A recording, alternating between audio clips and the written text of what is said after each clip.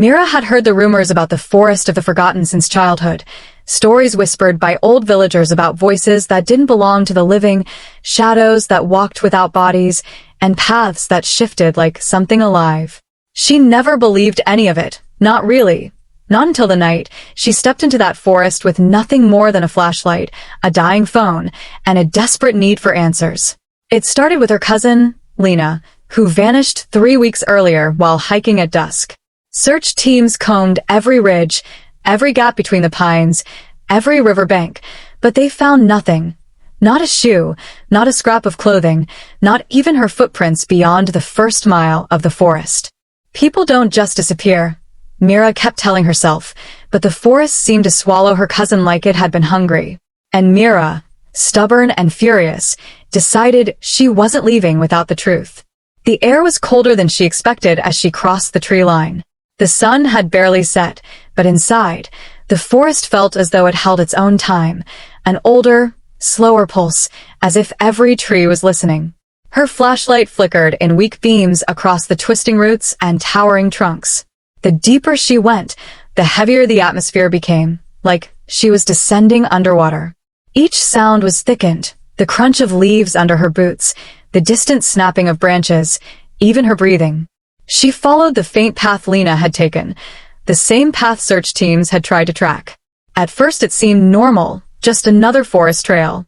Then, after about 15 minutes, Mira noticed something strange. There were no animal sounds. Not a single chirp, not a rustle, nothing.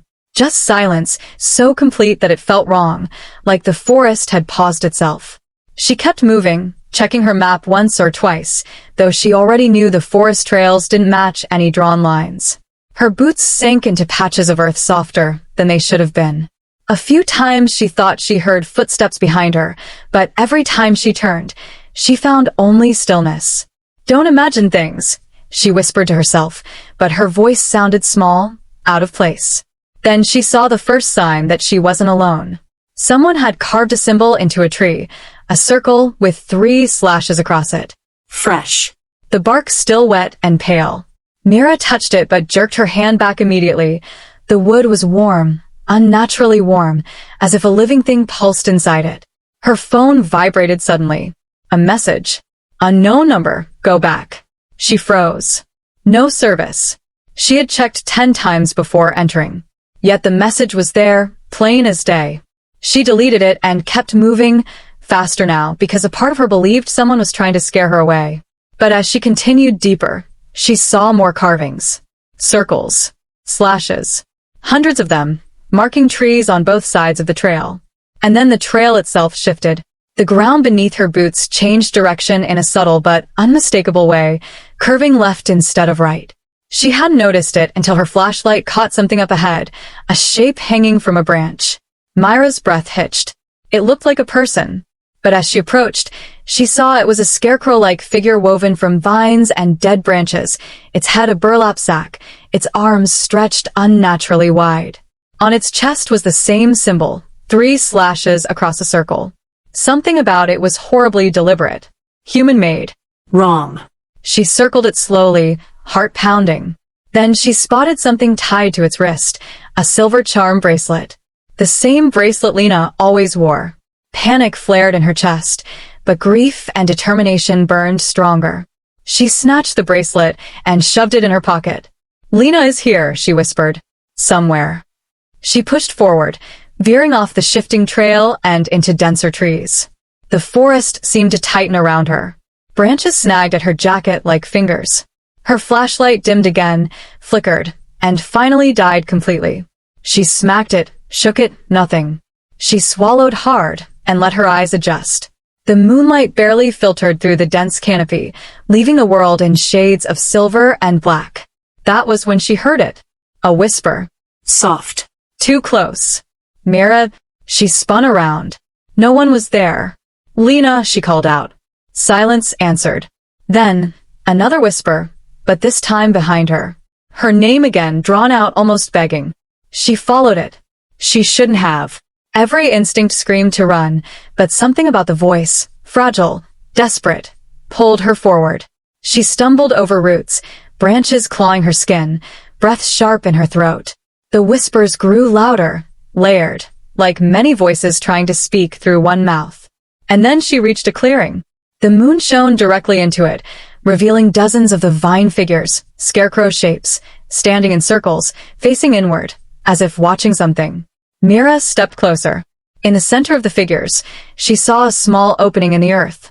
A hole. No, not a hole, a tunnel. It descended into darkness that seemed to swallow light itself. The whispering became clearer, drifting up from below. Mira, please. It was Lena's voice. Undeniably. Mira crawled toward the opening, her hands trembling. But the moment she leaned closer, a smell hit her. The heavy, rotten scent of damp earth and something else. Something dead. A faint movement in the darkness made her jerk back. Eyes. She saw eyes.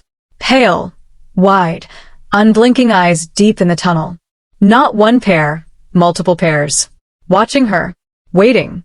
A hand shot out of the hole. Thin, grayish, with 2 long fingers that bent wrong. Mira screamed and scrambled backward, but before the creature could pull itself out, the ground around the tunnel shifted, as if something beneath it was crawling, coiling. A low humming sound rumbled under the earth. The vine figures swayed slightly, though there was no wind. And then, they all turned their heads toward Mira, in perfect unison. She bolted. Branches whipped her face, roots grabbed her feet. She could hear them behind her. The rustling of vines dragging across the ground, the whispering voices sharpening into words. Not Lena's. Not human. You shouldn't have come. You belong here now. Stay. The forest shifted again. Paths bent impossibly. Trees rearranged themselves. Mira's lungs burned as she ran in circles she didn't recognize. Her phone buzzed again. Another message. Unknown. Stop running. She ignored it. Stumbled. Fell hard. Dirt filled her palms. When she lifted her head, she froze. In front of her stood a woman. Pale. Mud-streaked. Limbs trembling. Eyes hollow. Lena? Mira choked out. But the woman didn't blink. Didn't speak. Her mouth hung slightly open, and from her throat came a low, unnatural whisper. Not with her lips, but from deeper inside her chest. Go back. And suddenly Mira understood. This wasn't Lena. It looked like her, yes. But something had hollowed her from the inside. Something was using her shape like a puppet. Mira screamed and scrambled backward, but the figure stepped toward her in jerky motions.